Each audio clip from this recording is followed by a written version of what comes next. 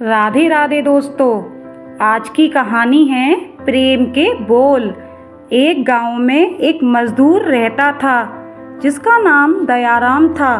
उसके परिवार में कोई नहीं था। वह दिन भर अकेला मेहनत में लगा रहता था। वह दिल का बहुत ही दयालु और कर्मों का भी बहुत अच्छा था। वह मजदूर था, इसलिए उसे उसका भोजन उसे मजदूरी के बाद ही मिलता था। आगे पीछे उसका कोई न था, इसलिए वो इस आजीविका से संतुष्ट था। गांव के बाहर एक बार उसे एक छोटा सा बछड़ा मिल गया। वह उसे घर ले आया। उसने खुशी से उसे पाल लिया। उसने सोचा, आज तक वो अकेला था, अब वो इस बछड़े को अपने बेटे के जैसे पालेगा। अब दयाराम का दिन उसके बछड़े से ही शुरू होता और उसी पर खत्म होता। वो रात दिन उसकी सेवा करता और उसी से अपने मन की बात करता।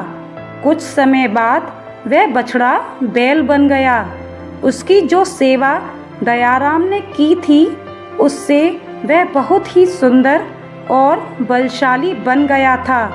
गांव के सभी लोग दयाराम के बैल की ही बातें किया करते थे।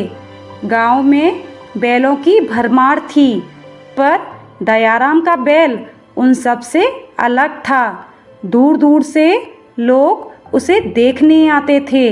हर कोई दयाराम के बैल के बारे में बातें करता था। दयाराम भी अपने बैल से एक बेटे की तरह ही प्यार करता था। दयाराम भले ही खुद भूखा सो जाता, लेकिन उसे हमेशा भरपेट भोजन खिलाता था। एक दिन दयाराम के सपने में शिव का नंदी बैल आया। उसने दयाराम से कहा कि तुम एक निस्वार्थ सेवक हो।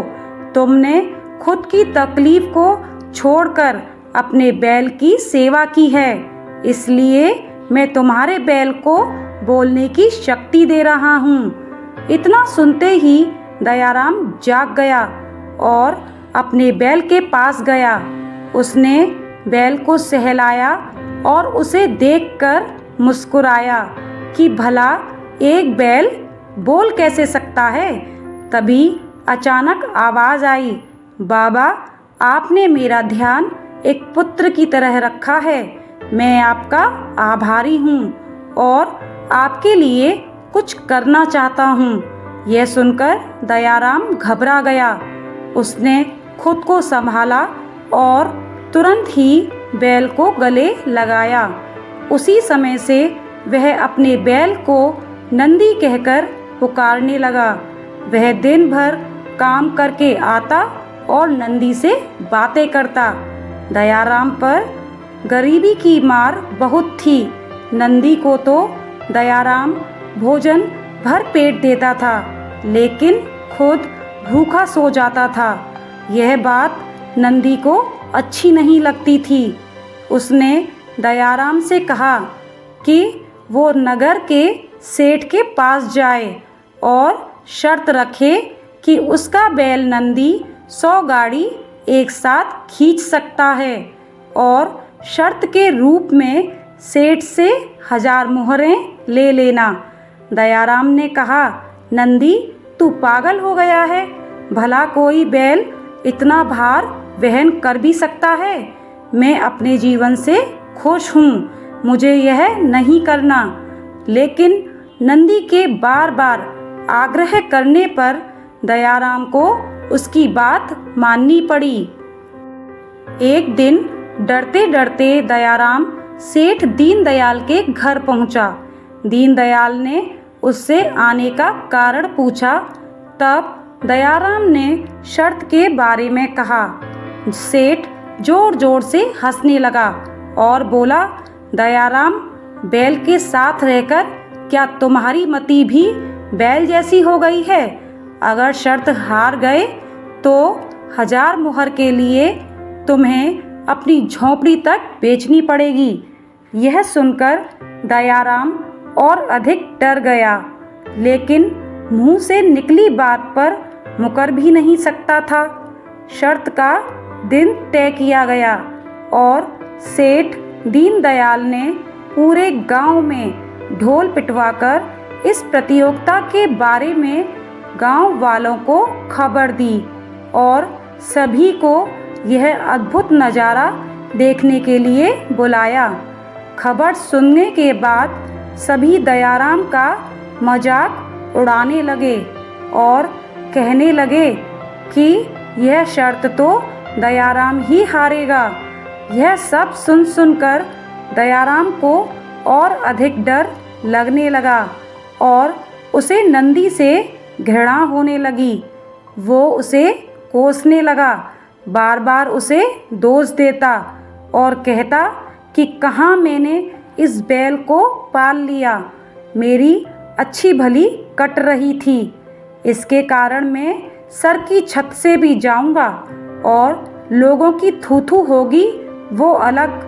अब दयाराम को नंदी बिल्कुल भी रास नहीं आ रहा था।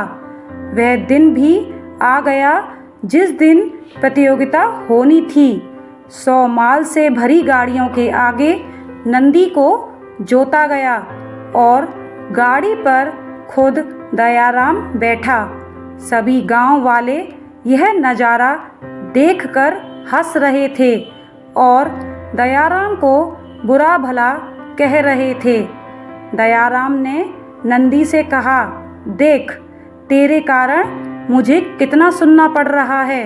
मैंने तुझे बेटे जैसा पाला था और तूने मुझे सड़क पर लाने का काम किया। दयाराम के ऐसे घृणित शब्दों के कारण नंदी को गुस्सा आ गया और उसने ठान लिया कि वो एक कदम भी आगे नहीं बढ़ाएगा और इस तरह दयाराम शर्त हार गया। सभी ने उसका मजाक उड़ाया और उसे अपनी झोंपड़ी सेठ को देनी पड़ी। अब दयाराम नंदी के साथ मंदिर के बाहर बैठा हुआ था और नंदी के सामने रो रो कर उसे कोस रहा था। उसकी बातें सुन नंदी से सहा नहीं गया और उसने कहा, बाबा दयाराम, यह सब तुम्हारे कारण हुआ। यह सुन दयाराम चौंक गया। उसने गुस्से में पूछा कि क्या किया मैंने, तुमने भांग खा रखी है क्या? तब नंदी ने कहा कि तुम्हारे प्रेम के बोल के कारण ही भगवान ने मुझे बोलने की शक्ति दी और मैंने तुम्हारे लिए यह सब करने की सोची, लेकिन तुम उल्टा मुझे ही कोसने लगे और मुझे बुरा भला कहने लगे। तब मैंने भी ठान लिया कि मैं तुम्हारे लिए कुछ नहीं करूँगा। लेकिन अब मैं तुमसे फिर से कहता हूँ कि मैं 100 गाड़ियाँ खींच सकता हूँ। तुम जाकर फिर से शर्त लगाओ और इस बार अपनी झोंपड़ी की और 1000 मोहरों की शर्त लगाना। दयाराम वही करता है और फिर से शर्त के अनुसार 100 गाड़ियाँ तैयार कर उस पर नंदी को जोता जाता है और फिर से उस पर दयाराम बैठता है और प्यार से सहलाकर उसे गाड़ियाँ खींचने के लिए कहता है और इस बार नंदी यह कर दिखाता है, जिसे देख सब स्तब्ध रह जाते हैं और दयाराम शर्त जीत जाता है। सेठ दीनदयाल उसे उसकी झोंपड़ी और 1000 मोहरें देता है। शिक्षा। दोस्तों, कहानी से यही शिक्षा मिलती है कि जीवन में प्रेम से ही किसी को जीता जा सकता है। कहते हैं, प्रेम के सामने ईश्वर भी झुक जाता है। इसलिए सभी को प्रेम के बोल ही बोलने चाहिए। दोस्तों, ये थी आज की कहानी। कहानी कैसी लगी कमेंट करके ज़रूर बताएं। साथ ही हमारे चैनल को सब्सक्राइब करें, लाइक करें, शेयर करें। धन्यवाद।